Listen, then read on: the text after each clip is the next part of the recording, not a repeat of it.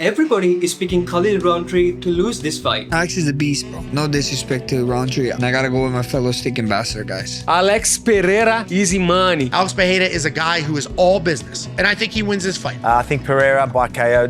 I think he's too good. A knockout by Alex Pereira. That's the most common prediction. Pereira won this fight in, I don't know, like KO in second round. I don't think he's going to put Pereira to sleep. The only man that might go down will be Rountree Jr. People are considering this to be such a one-sided fight that people are focused on what happens after Alex wins. Whether he will fight DDP, whether he will fight Tom Aspinall, or some people look forward to his eventual matchup with Magomed Ankalaev after he beats Khalil Rountree. You don't have to take my word for it, just look at the odds. But what if Khalil actually beats Alex? What if the UFC superstar gets replaced by Khalil Rountree? This whole fight, even up to the lead up, reminds me of another fight that happened a couple of years ago. Yes, Israel Adesanya versus Sean Strickland. People were not focused on the skill set between Sean and Israel. Rather, they were focused on whether the title shot was deserving, whom did Sean beat in order for him to be confident for a victory against Israel Adesanya. The common folks were analyzing their previous fights, context leading up to the fight, but not the most important thing, which is what is Sean Strickland good at and how can he use that strength to exploit Israel Adesanya's weakness? And look what happened. People were so focused on Israel's fight against DDP after he beat Sean Strickland, just like they're focused on Alex's fight against Magomed Ankalaev after he beats Khalil Rountree. So let's not make the same mistake again, because whether the title shot is deserving or not, or MMA math does not make a fight, but the style.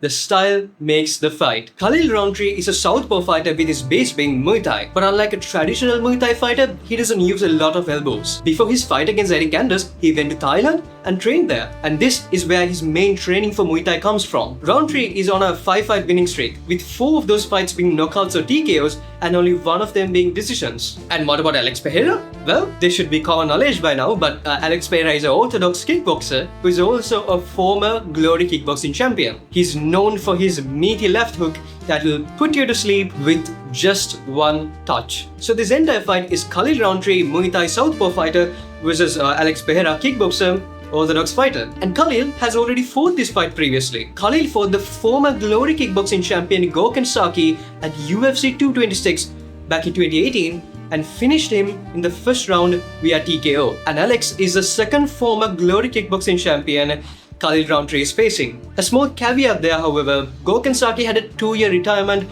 before the Khalil Rountree fight, and then he had 2 MMA fights and then retired again. So the Gokhan Saki Khalil beat was not the prime Gokhan that was knocking people out left, right and center, but rather a really washed up, mediocre version of him at the later part of his career. Now let's see what Khalil is good at and what can he do to get a win over Alex Pereira. Khalil and Alex both have power. Yes, Alex is the more powerful fighter, but both of these fighters have enough power to knock each other's lights out. Khalil throws a lot of power shots and almost every single strike of his carries a lot of power behind it. He also has a really nice killer instinct. When he hurts his opponent, he knows very well how to get them out of the octagon. I mean, this is what Khalil is known for, right? The guy who beats you up. He beats you up like he owes you money. Most of his opponents actually crumble in front of him out of sheer fear after Khalil catches them. And what Khalil is also great at is drawing punches from other fighters and then utilize his speed to counter punch. Usually it's a left hook and then followed up by another hook or a straight. And this is where I think he can catch Alex Pereira. Because look at the last time Alex Pereira lost against Israel Adesanya. Alex had Israel Adesanya's back to the cage and he was piecing him up. Big hook back to back to back, and his goal was to get Israel out of the octagon. And when Alex did this, he had his hands low and his chin above his shoulder. This resulted in Israel Adesanya waiting for the perfect moment and then land a nasty left hook and then another left hook, finishing Alex Pereira. If Khalil can time it properly and bait Alex Pereira into lowering his hands, which he has done multiple times in the past fights, Khalil can absolutely catch Alex. And unlike someone like Jan Blachowicz catching Alex, if Khalil catch Alex, it's the end of an interesting chapter. Now that's Khalil's path to victory. What about Alex? Khalil can be a reckless person. He's absolutely wild. He throws a lot of his shots with so much power that he actually overcommits to a lot of them. Back in the day, he overcommits so much, he actually loses balance sometimes. This is something he worked on for the last couple of years and he's actually better at this now, but he is still reckless. And Khalil is specifically reckless when he throws his big left hook. Dude, reach out with that left hook with so much power, the right side of his chin is unprotected. And in those opportunities, do you know what Alex can do? Just do what he's already good at.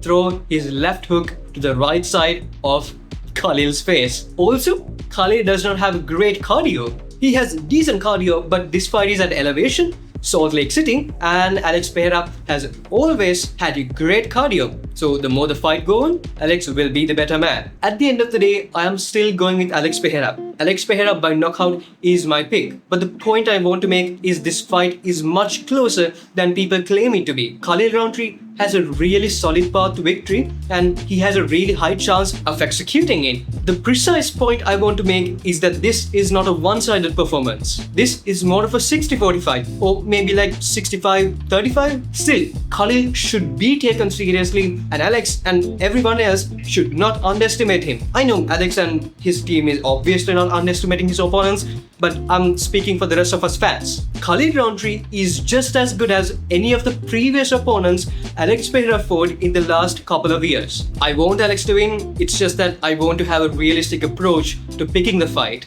Israel Adesanya already picked Alex Pereira to win. I'm gonna go Alex Pereira by second round finish. Which is not a good sign because Israel picked Yan to win, Yuri to win, Chama to win, and then Yuri to win again. He was wrong every single pick of his. And if the pattern was to continue, then he would be wrong this time too. But this time he picked Alex. And if Drake bets on Alex Pereira, then it's like a guaranteed loss to Alex Pereira.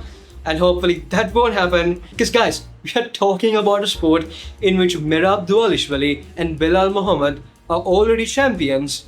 And if I lose Alex, I might call it quits.